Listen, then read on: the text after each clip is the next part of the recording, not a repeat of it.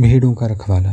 ان کا یہ پیغام صدر پاکستان کے نام ہے۔ فرمایا 1947 میں ہم نے خواب دیکھا ایک پودا مسجد نبوی صلی اللہ علیہ وسلم سے پھوٹا اور دیکھتے ہی دیکھتے بیل کی طرف بہت دور تک چلا گیا۔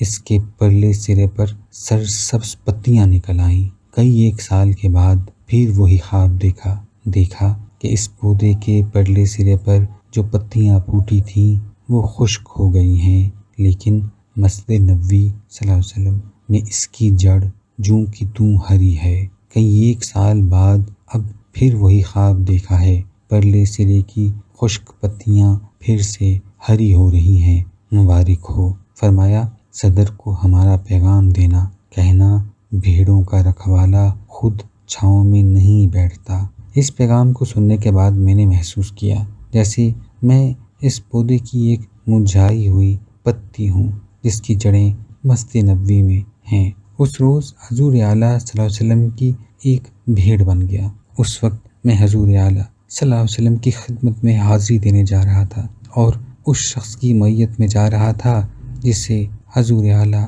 صلی اللہ علیہ وسلم کے ایک ادنا غلام ہونے کا شرف حاصل تھا۔ چاہیے تو یہ تھا کہ جذبے کی شدت سے میرا سینہ پھٹ جاتا، جسم کی پھپھوندیاں اڑ کر سڑک پر بچھ جاتی، مٹی میں جذب ہو جاتی اور پھر صدیوں اس راہ پر جانے والوں کے قدم چومتا رہتا، لیکن کچھ بھی نہیں ہو رہا تھا، کچھ بھی نہیں۔ دل بند، قلب بند، خالی، جیسے ساری کائنات کا خلا میرے سینے میں آ گھسا ہو۔